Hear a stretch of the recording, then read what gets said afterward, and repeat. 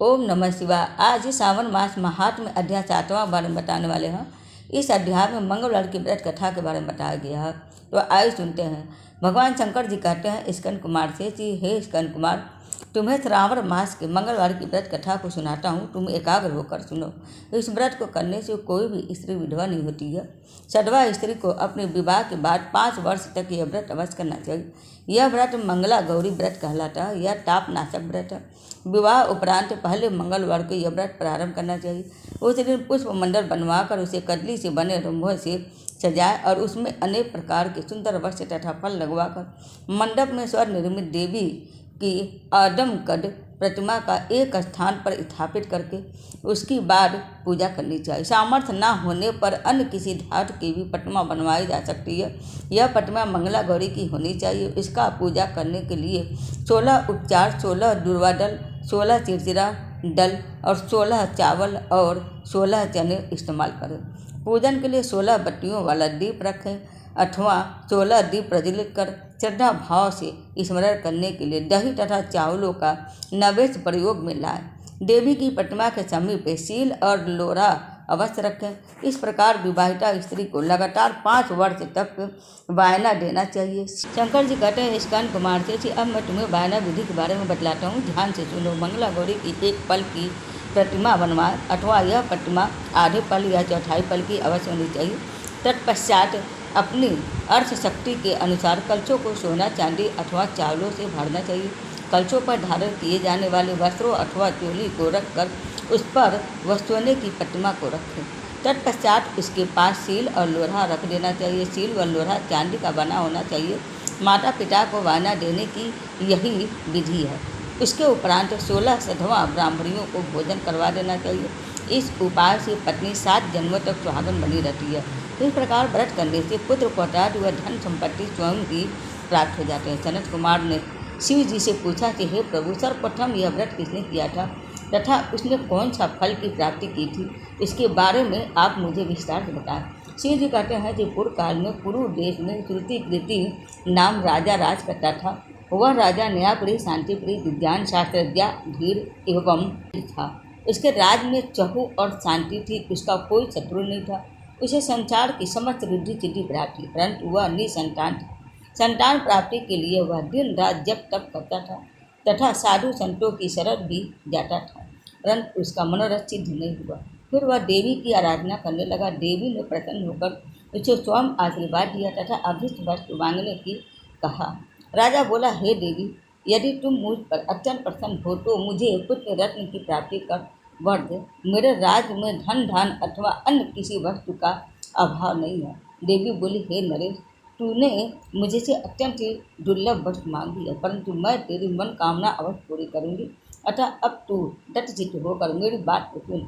तेरे यहाँ पुत्र अवश्य उत्पन्न होगा। वह अत्यंत मेधावी भी होगा, परंतु वह 16 वर्ष तक ही जी पाएगा, परंतु वह सुंदर विद्याहीन हुआ दीर्घायु होगा। देवी की बात से राजा अत्यंत चिंतित हो रानी के पास गया और उसे सब कुछ कह सुनाया। पत्नी से विचार विमर्श कर वह पुनः देवी के पास पहुंचा और उससे सर्वगुण संपन्न 16 वर्ष तक जीवित रहने वाला पुत्र ही मांगा। देवी बोली, हे नरेश, मेरे मंदिर के बड़े दरवाजे पर आम का एक पेड़ है। तू इस पेड़ से एक फल ले जाकर रानी को खिला देना तो अवश्य मनोरथ पूर्ण होगा। राजा वैसा ही किया।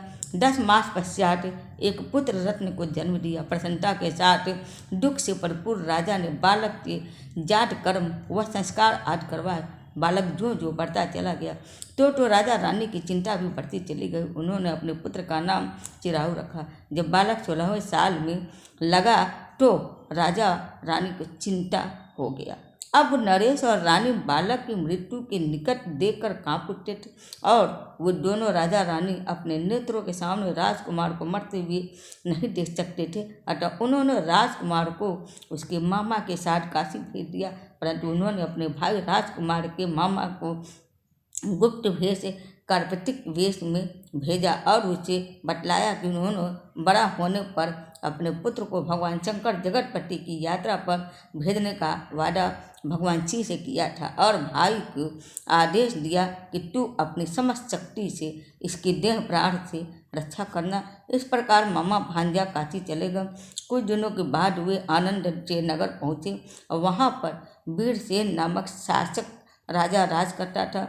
वह अति वीर शास्त्रज्ञाता और कुशल नीतिज्ञ था। उसके राज्य में चहुं ओर शांति थी, उसका कोई शत्रु भी नहीं था। उसकी रूपवान और लावण्यमय कन्या थी, उसका नाम मंगला गौरी था। वह चंद्र के समान श्वेत कांतिवान थी। जब वो दोनों आनंद नगर पहुँचे तो राजकुमारी अपनी सखियों के साथ खेल रही थी। वो दोनों राजकुमार और मामा उनको देखने लगे। उसी समय राजकुमारी की सखी ने राजकुमार को रंडा अपशब्द कहा। इस पर राजकुमारी ने अपनी इस सखी को डांटा और कहा, हे सखी, तुमने उन्हें अपशब्द क्यों कहा? मेरी कोई भी सखी ऐसी अमंगलवारी बोलने वाली नहीं है। उसकी सखी अति लज्जित हुई और उसने क्षमा मांगी। राजकुमारी ने उसे बतलाया कि मंगला गौरी के वर और व्रत प्रभाव से मेरे हाथ से जिसके भी माथे पर चावल गिर जाएंगे, उसके साथ मेरा विवाह हो जाने पर यदि वह अल्प आयु वाला तो भी चिराग वाला हो जाए। उस दिन राजकुमारी का विवाह बल्हिक नगर के राजा दृढ़धर्मा के पुत्र सुकेतु से होने वाला था।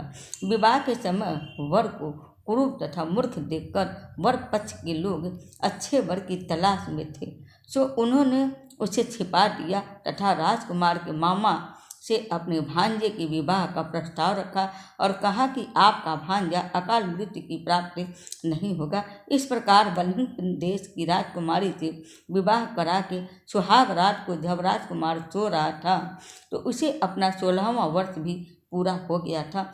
उसी रात को उनके कमरे में काला सांप आया जो राजकुमार को मारना चाहता था। उसे देखकर पहले तो राजकुमारी भयभीत हुई, परंतु बाद में उसने नाग देवता को दूध पिलाया और उसकी 16 उपचारों से पूजा की।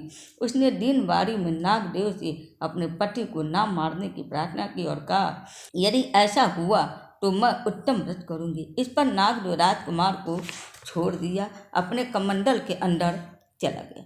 यह देखकर राजकुमारी मंगला गौरी ने अपने चोली से कमंडल का मुख बंद कर दिया और तभी राजकुमार भी आंखों को मलता हुआ और अंगड़ाई लेता हुआ उठ गया। उठकर उसने राजकुमारी से कुछ खाने की इच्छा प्रकट की। तब राजकुमारी ने राजकुमार को देवी के समीप से लड्डू लाकर खाने को दिए। खाते समय उसके हाथ से अंगूठी गिर गई। वह प्रसन्नतापूर्वक पान आदि खाकर पुनः सो गया। उसके सोने के बाद मंगला गौरी उस कुमंडल को बाहर अन्यत्र फेंकने चली गई, परंतु वह हार की कांति को देख अत्यंत विस्मित हुई। उसने उस हार को गले में धारण कर लिया। तब फिर चिराव का मामा रात बीतने पे चुराव को ले गया। कुछ समय के बाद वर पक्ष के लोग सुकेतु के लेने आए। उसे देखकर मंगला गौरी ने कहा कि यह तो मेरा पति नहीं है, यह तो रात को मेरे पास नहीं था। इस पर वर पक्ष के लोग चकित हुए और मंगला गौरी से कहने लगे कि यदि यह तुम्हारा पति नहीं है तो तुम इसका कुछ ठोस आधार बतलाओ। वह बोली, मेरे स्वामी ने मुझे कुछ अंगूठी और हार दिया था जो मैंने पहन रखा। रात में पति सहवास के समय मेरे पति का केसर से युक्त पाँव मेरी जांघ में चित्रित है। अब सुकेतु बतलाए कि क्या यह इसने किया। रात के समय मेरा पति से जो मधुर संभाषण हुआ था और जो भी कुछ हुआ वह सब क्या सुकेतु बतला सकता? हमने क्या भोजन किया, क्या यह सुकेतु बता सकता? इस सब प्रश्नों का सुकेतु कोई उत्तर न दे सका। अंत में वर पक्ष के लोग शर्मिंदा होकर सुकेतु को लेकर साथ अपने राज्य को लौट गए और मंगला गौरी अपने पिता के घर पर ही रह गई, क्योंकि उन्होंने कन्या को सुकेतु के साथ भेजने से इनकार कर दिया था। कुछ समय पश्चात मंगला गौरी के पिता महाराज वीरसेन ने महायज्ञ करवाया। उसने देश विदेश के नरेशों और राजकुमारों को उस महायज्ञ में आमंत्रित किया। उस दिन मंगला गौरी स्त्री कक्ष में पर्दे की ओट में बैठकर अपने पति की तलाश में यज्ञ में आने वाले राजकुमारों को देखने लगी। उसी समय चिराऊ भी यज्ञ में भाग लेने अपने मामा के साथ वहां पहुंचा। जैसे ही राजकुमार चिराऊ पर्दे के सामने से गुजरा तो मंगला गौरी ने उसे देखकर पहचान लिया और अपने पिता से बोली, यही मेरे पति हैं। राजा ने उन दोनों को राजमहल में बुलाया और मंगला गौरी द्वारा बतलाई गई निशानियों से वही उसका पति सिद्ध हुआ। राजा ने उसे वस्त्राभूषण धन संपदा और अश्वगज सेना देकर उसकी पत्नी को उसके साथ विदा कर दिया। राजकुमार अपनी पत्नी मामा और धन संपदा सहित अपने पिता की नगरी में लौट आया। और जब उसके माता पिता ने राजकुमार के जीवित होने और कुशल पूर्वक लौट आने का समाचार सुना तो वो बहुत ही विस्मित हुए और प्रसन्न भी हुए। अभी वे ऐसा विचार कर ही रहे थे कि चिरायु ने आकर माता पिता के चरण स्पर्श किए। उन्होंने उसे गले से लगा लिया और आशीर्वाद दिया। चिरायु की माँ ने अपने पुत्र वधि को गोद में बैठाकर सारा वृतांत सुना और उसे आशीर्वाद दिया। शंकर जी ने कहा, हे सनत कुमार, मंगला गौरी ने मंगल व्रत के पूरी से अपने पति की मृत्यु का ग्रास नहीं बनने दिया तथा उसकी जीवन रक्षा कर दोनों कुलों का सम्मान बढ़ाया। हे सनत कुमार, जो भी भक्त इस कथा को सुनेगा वह भी पूरे का भागी होगा और उसकी भी सारी मनोकामनाएं पूर्ण होंगी। सूर्य महाराज जी बोले, हे महर्षियों, सूर्य ने यह कथा सनत कुमार को सुनाई तो वह अति प्रसन्न हुए और उन्हें असीम आनंद मिला। सावन मास महात्म अध्याय 7वां पूरा होता है। 7वां अध्याय सुनने से सारी मनोरथ की पूर्ति होती है।